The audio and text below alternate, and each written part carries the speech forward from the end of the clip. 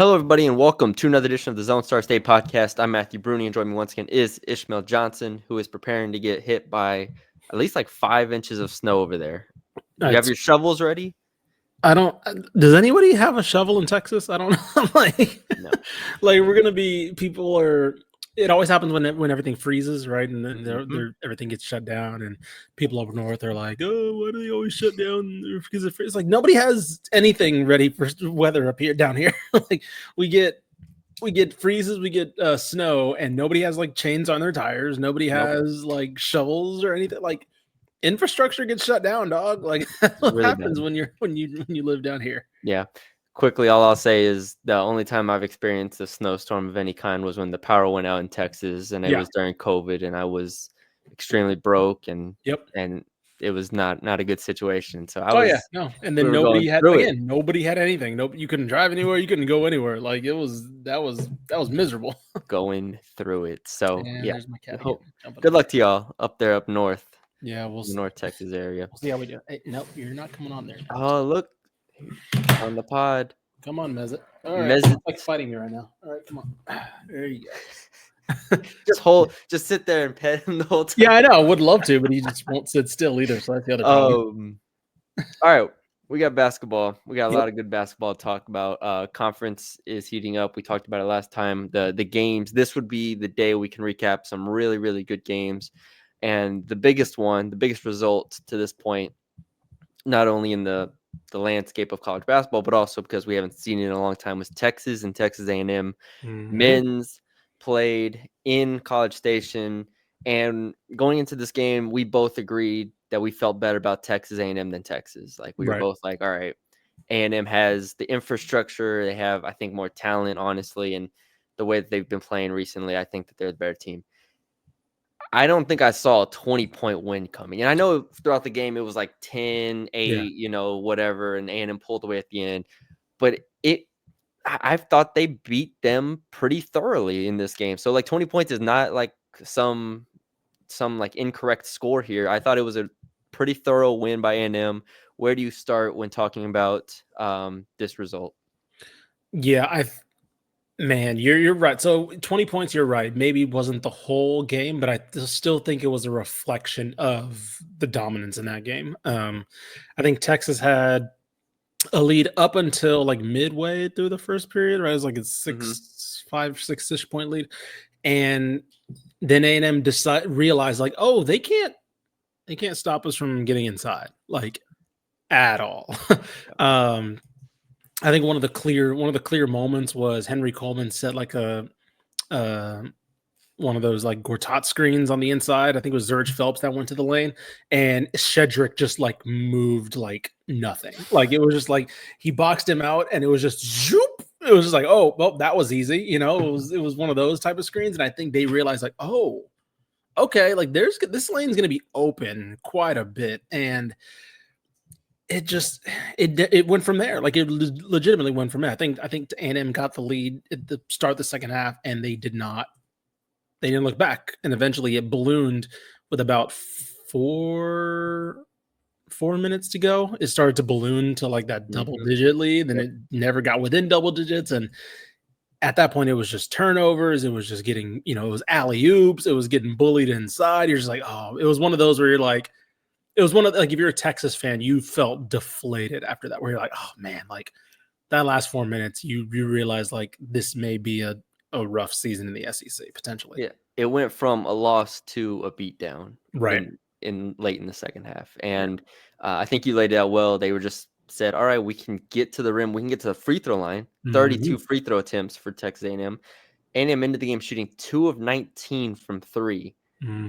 2 of 19 from 3, and it didn't matter at all. They still scored 80 points. 66% from 2, so it didn't matter. Yeah, 66% from 2. And I'll say this: Zurich Phelps has been better than we thought he'd be, but I think this was the real game for him to like say, all right, this is why I am a perfect fit here, because we were worried about the fit with Wade Taylor. Go back 3 months ago. We were like, all right, can he and Wade Taylor kind of play off each other? They're both ball dominant guards.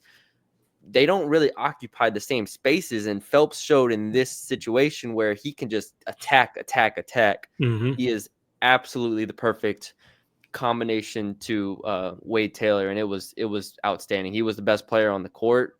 Honestly, he had 18 points, 6 of 8 from the field, 6 of 8 from the free throw line, did not attempt a 3, 4 assists. Like, he embodied what A&M needed in terms of, all right, we know our bigs are going to be in the paint, but now it's like it's not just Wade Taylor crashing in sometimes. It's Zurge Phelps. It's like always coming at you. Manny Obaseki, I thought, was also, he only had 10 points, but I thought his points were impactful. Yeah. So they just kept coming at him. And Texas, we talked about it before.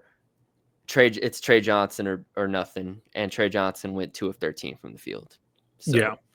It was, to me, you mentioned it, I think what Zurge Phelps does well next to Wade Taylor and how they do work is the offense still runs through Wade Taylor, but Zurge Phelps has a role now, like in terms of like when he has the ball, he's going to go, right? Like you just know, like he's going downhill. And when you have somebody who can just do that and let Wade Taylor worry about other things, like that's such a gift to this A&M offense, because I think we saw a little bit of playmaking Zurge Phelps in this one, right? That I think it was I don't know if it was Solomon Thomas or the Pharrell Payne, the kind of the last alley-oop to kind of put a pin on it.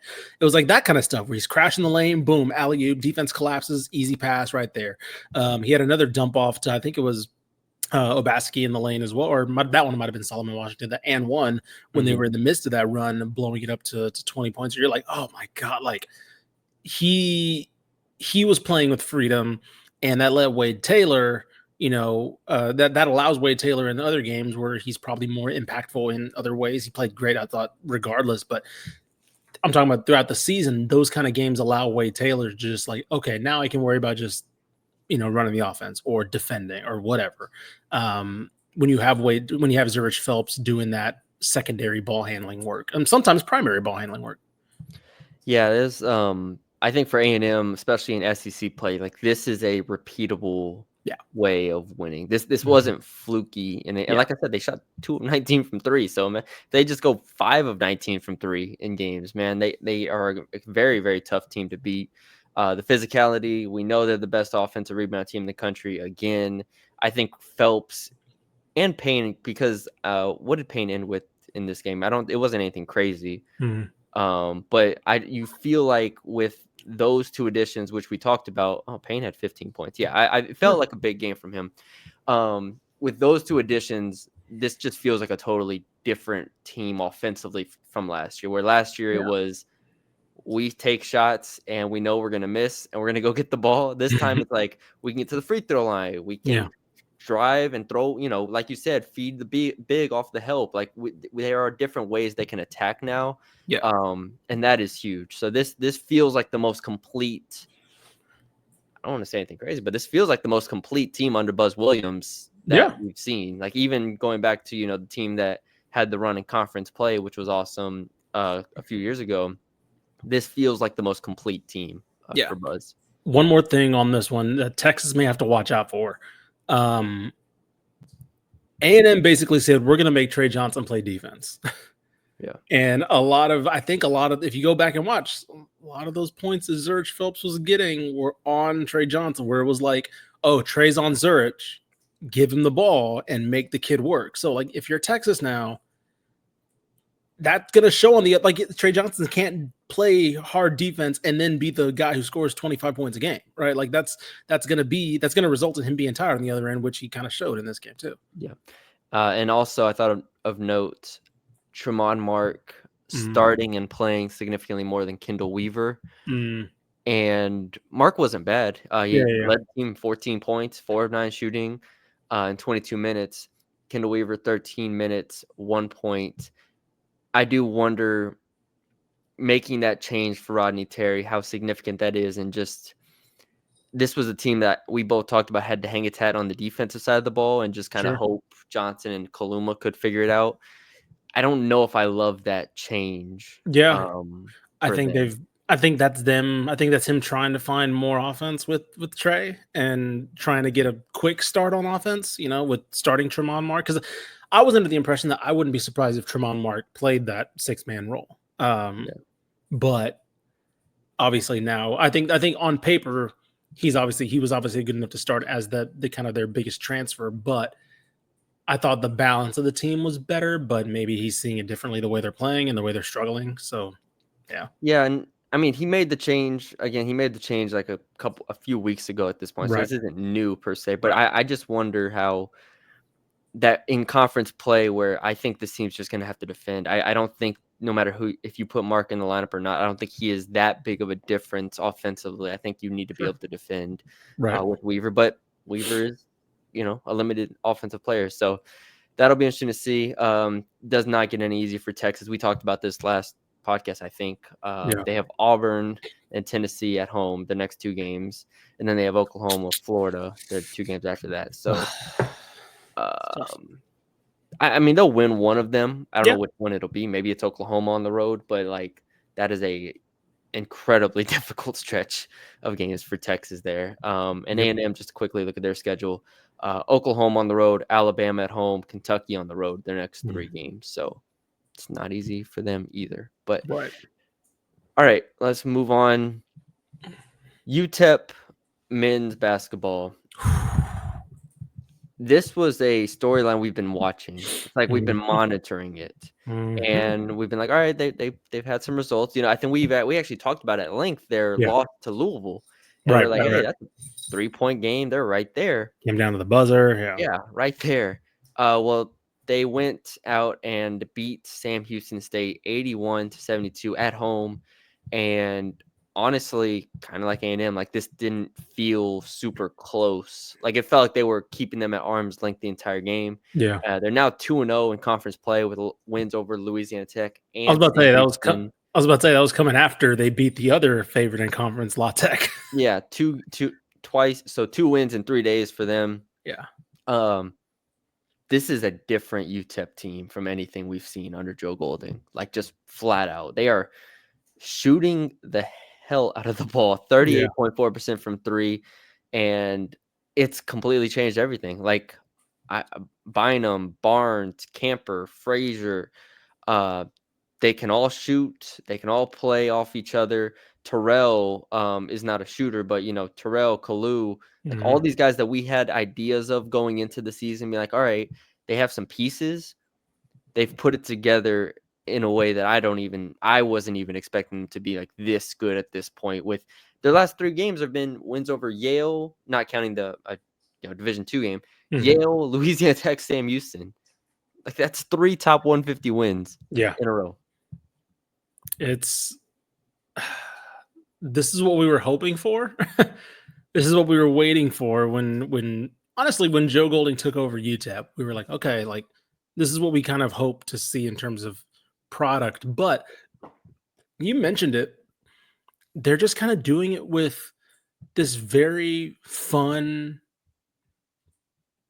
small, I don't want to say small, but like they're playing with a backcourt that's insanely physical, right? And they kind of don't have like a true, at least 1 through 3 in the backcourt. They don't have like a true, he's the point guard, he's the 2, he's the 3. They just kind of all like, it's Camper, it's Terrell, and it's Frazier at time. Like Barnes, like there's but like Barnes and Bynum are kind of like, to me, like combo guards, like shooter types. Right. And so like you look at every basket they make in the half court, it's almost like always coming off of a weave or something, where it's like, boom, all right, cool. It's your turn, Terrell, right? He cuts to the rim. All of a sudden, it's Camper. Oh, it's your turn. It's kind of like, I don't know. And like, that's just stuff that just they did not have those shot makers before. And at least like Terrell, obviously he takes a step forward as a sophomore, right? He was on the team last year, but he wasn't having that level of confidence. And he's developing physically as well. So like defensively, he's still playing at a high level. He's getting more mature. And they're just like, I think it shows when the defense is clicking, and you play a style like Joe Golding does, which is, high octane, very aggressive. What are they in turnover? They're second in the country in turnover percentage on defense, which again is the type of defense he played at ACU as well. That's going to generate transition. And like, I think we saw the past couple of years how much his teams rely on transition and those situations, because they weren't great, right? They weren't great in the half court. They were pretty bad to watch at times. Last year was a lot of Tay Hardy. His first year was a lot of guys who he didn't recruit, who had natural scoring talent. Yep.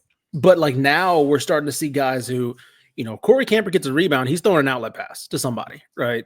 David Terrell has the ability to take it coast to coast. And now we're seeing like, okay, they may not be the prettiest offense in the half court, but like there's less situations to where they have to just dribble up the floor because they're generating so much on the other end, and it's helping them get these huge leads and just be able to clamp things down.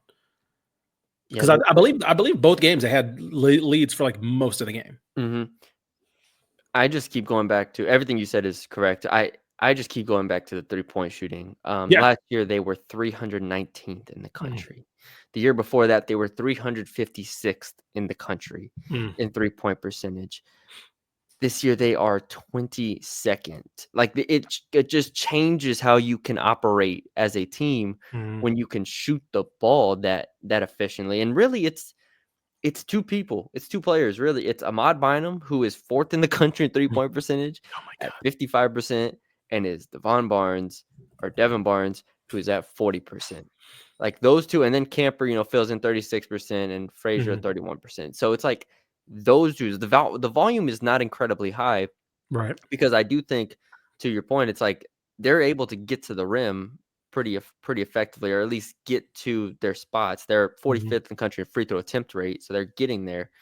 But when you're able to kick out to shooters, when you're able to play with that sort of threat on the court, you watch their games and it's just completely different from anything we saw the last 2 years. Yeah, it's a different team. Yeah, I mean, and you mentioned Ahmad Bynum, like insane pickup, right? Junior college player.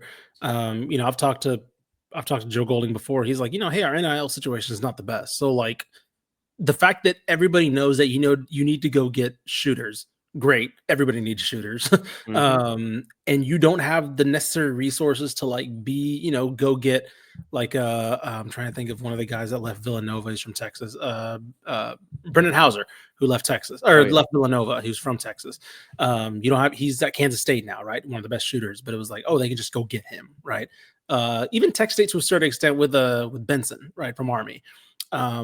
You can't necessarily go compete for those guys. So like you got to do some pretty good scouting in junior college. And Ahmad Bynum, 18 points per game at Trinity Valley College last year. And it's like, okay, like, yeah, you need that's a hell of a job, because they had a need and they went in and got a guy who solved it like that. Right. And obviously Devin Barnes as well, coming in as your experienced golden transfer. But yeah, I mean, I'm very excited. KenPom now has them as the favorite in the Conference USA, which is nuts.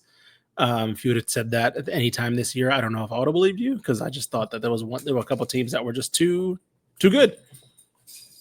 They have them second behind. Well, Liberty's still projected 13-5.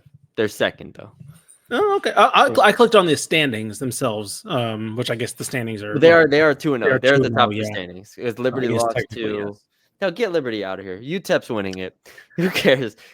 Liberty lost at home to Western Kentucky, so get them out. Get them out the paint. But yes, I will say the one. Ironically, the one guy who may stop them is Sam Houston's former coach, Jason Hooten, who's at New Mexico State right now. Yeah, we got that game up next. Yeah. La Tech may be in trouble. They lost to New Mexico State by 30. What do we say, man? Conference USA is. It's really good, because it's not a ton of teams. There's like 9 teams in here, and they're all not bad. Like FIU is the lowest team at 222. Everybody else is basically inside the top 200. Whereas if you go to the American, you got like some teams that let me go down here. Yeah, 289 Tulsa, 235 Charlotte, like 258 UTSA. So they just have really. What is this? What are these losses? I'm sorry, that 30-point loss threw me for a loop. I'm like, what is off the Louisiana Tech? We're just gonna turn into a Louisiana Tech podcast. Yeah. Daniel Bacho fraud watch? What's happening? I mean, you're not wrong. That is a crazy loss, 78 to 48. Yeah. All right. Why are you doing this, buddy? Bacho played 16 minutes. All right, so maybe not. All right, whatever. Anyway, regardless, Conference USA is crazy again, and we may have a little bit of a changing of the guard. I can't say anything bad about Louisiana Tech because their head coach follows me on Twitter. I was about to say I can't either. I know some coaches on that staff too, so I can't be like, "Oh, this team's trash." But for some reason, Talvin Hester has followed me for like 6 years, probably since I was covering North Texas. No, he used to. Caven Gilder Tilbury he used to play at Texas State. He follows me. So yeah, shout out to Louisiana Tech. They'll figure it out. They're close enough to Texas. They'll be all right. They're right there, Shreveport, Ruston area. Closer to me than New Orleans is. Yes. All right. Houston men's. We don't spend a long time on this, but I did want to bring this up because, good Lord, 86 to 55 win over BYU. Just this was like a classic. When we look back on this era of Houston basketball, I don't know how long this is going to last, but when we look back on Kelvin Sampson's run at Houston, this is the type of games we're going to remember. We're going to be like, man, they would just walk into games against good teams, not great teams, but good teams, and just beat them by 40. Yep. And you're like, oh, yeah, they can do that. Yeah. They can literally make a team with an NBA top 10 pick and, shooters everywhere. BYU, is a very capable team and just make them look like they're a JV team. Like, that's the thing with Kelvin Sampson, this era of Houston basketball is obviously he's raised the ceiling, right? They're like a national title contender year in, year out and all these things, but they're also like, he's risen the floor, which is almost like harder to do oftentimes, right? Where it's like, oh, you just know Houston's going to be a top 15 to 10 team. They're good. Like you said, they're going to walk in to a team that's like 19th, right? Probably in the top 25. And then they're just going to beat them by 20. Like, that's just how that's going to work. Since they made the move to the Big 12, like that's how it's worked. You saw Tech last year. We're like, Tech's a little scrappy. Nope. You saw BYU. Oh, BYU, they got some shooting. Nope. And then this year, same thing. New coach. Oh, BYU looks pretty good. Kevin Young has things. Nope. Just like, no. There's a clear line between where Houston is and then like every other like pretty good team. And you don't often see that. You see teams like Texas, teams like A&M, teams like Baylor in the state, like just like faltering a little bit or playing down the competition quite a bit. Houston has never played down on a consistent basis, at least. Yeah, no, you might catch them on a one-off, but this is like, for example, they play TCU tonight at home. Look, if TCU's within 20, I'll be shocked. We haven't talked about TCU much on this pod. They did beat Kansas State somehow at the on a game winner. So shout out to them. I was worried that they were not going to win really any games in the Big 12 here, but they got one over Kansas State. But anyways, Houston is going to beat TCU by 20 plus tonight. If not, I will be shocked. But like, that's how this goes. You don't they punk you. It doesn't matter how tough you think you are. It doesn't matter who. BYU has an NBA player on their team, and he scored 3 points. They have an NBA coach, Kevin Young. It doesn't matter. So again, they're going to beat TCU by 20. They're going to beat Kansas State by 20. They're going to play West Virginia, West Virginia is a pretty damn good team.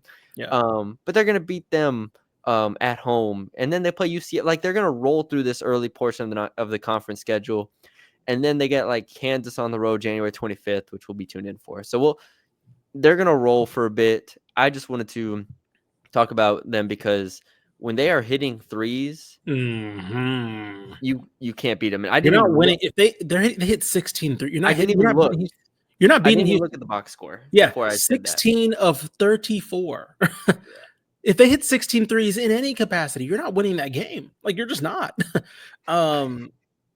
I'm afraid to say you're winning that game if they hit 10 threes. Like, you're not, probably. Because that means, like, Sharp and Cryer are probably cooking. And it's like, well, that's bad news. Like, in this one, the biggest thing for this one, for me, if I'm a Houston fan, that's now 1, 2, 3, 4.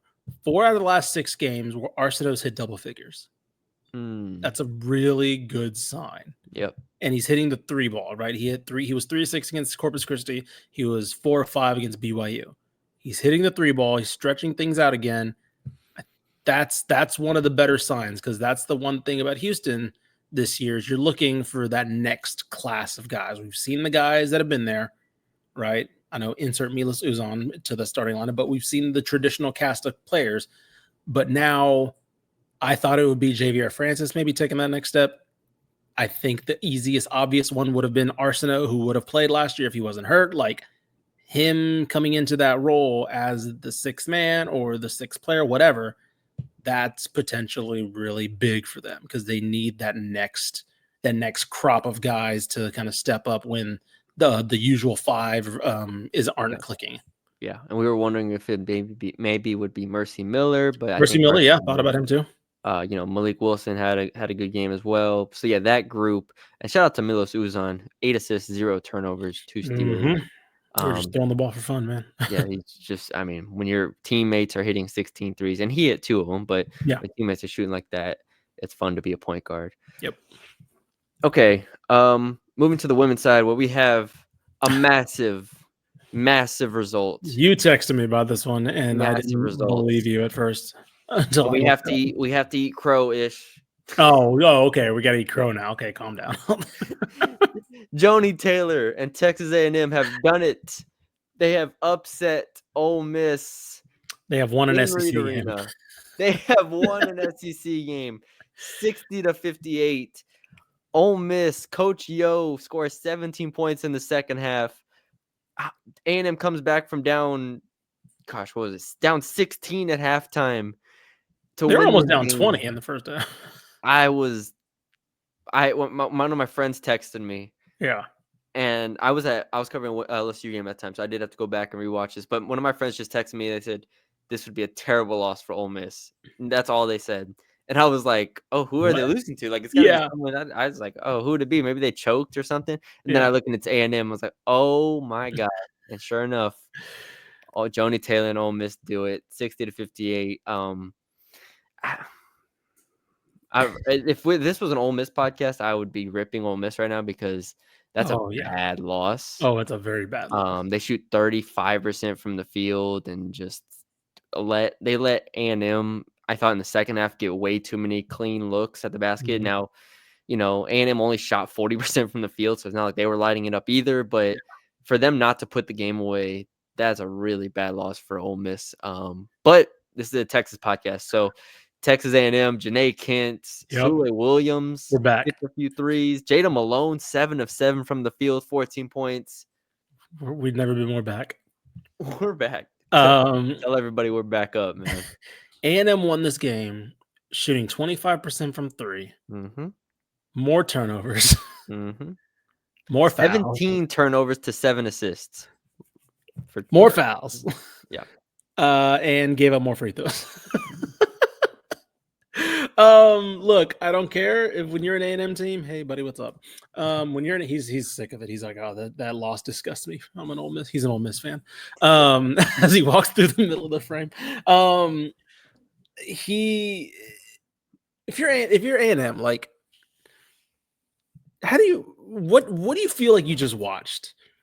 Right? Because like this again, they were down by 20.